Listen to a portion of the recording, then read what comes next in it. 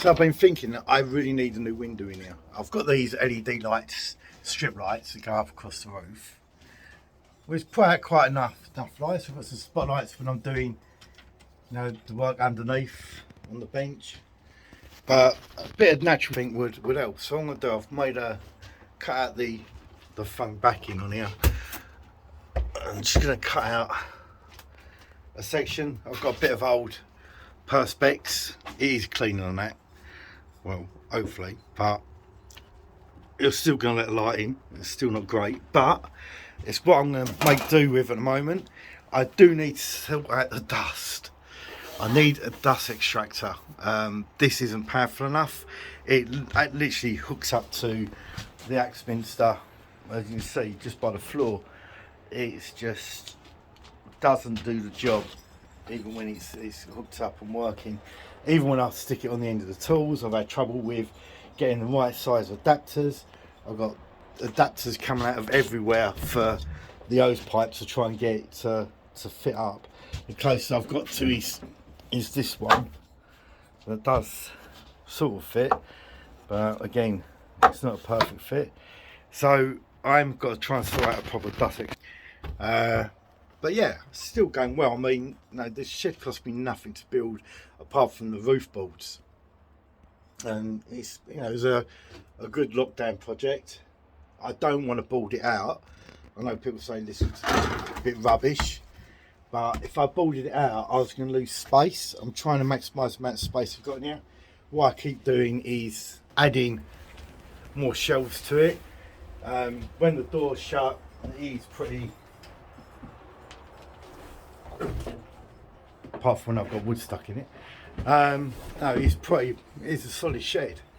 So yeah, I've got projects still on the run. I've got this going down here, which is an old one that I'm adapting. I've got this bit of slab here drying out. That's probably going to take I'd say about another year, probably maybe more. It goes about the inch thickness is about a year. So for each inch the thickness of the wood is, you should add a year for the drying out process. You can speed that up. I generally do speed it up and bring it indoors, back it part of the radiator. It's a softer heat, so it tends to work a little bit better. It also reduces the amount of cracking I get in it, unless I want cracking, and then I can force the cracking. I'll do that with hot areas. It depends where I want it to crack. I can bind the bark. These ones are going to be live edges, so I'm going for a table on that one. I've got another one that's inside drying at the moment.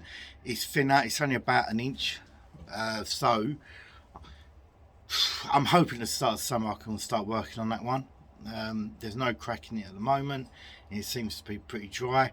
I've got a moisture monitor that I'm ordering, so I can actually tell the moisture, because at the moment I'm doing it by touch. Which isn't accurate, because what I find, once I put some resin or some projects, literally 3-4 months later the wood has either expanded or shrunken. Normally shrinks, and then your resin ends up popping up. You have to sand it all back again. So I'm learning as I go along. I say this is all straight from the beginning. This was a lockdown project in this shed. I enjoyed building it, but now I just feel that I've got to make more use of it. Some of my tables have now gone up for sale. So the autumn table has gone up for $250. It is a lovely project on that one. What I was still unsure about, if leave it with a gloss finish at the top, which is like the glass finish, or go for a satin finish. I will leave that up to the buyer. If the buyer wants me to make it into a satin top, so it's more scratch resistant, then I can do that. My log table, still not put out for sale yet. I want to, but I do like it. If the wife lets me, I would like to keep it, but it cost a lot of money to build. Obviously resin is very expensive, so but I'm still enjoying doing the shed. I'm loving it. I've just not had much time down here lately, and a lot of my wood is still drying out in the garage, which isn't the best location for it to dry out in. It gets damp in there still, but there's no rain coming onto it. It takes a lot longer to dry out that way. Again, it is the dust situation I'm trying to solve. Because any time I'm doing anything like, you know, using this, I do whack up. What I've been doing is putting the vise next to this with the hose pipe sticking into the vise to try and get as much of that as possible. The adapter don't fit onto my dust collector bag. There's little things like that annoy me, but I'm getting there. Again, it's learning. I've never done anything like this before. Each little project you learn something from it. So right, I'll catch you in the next video.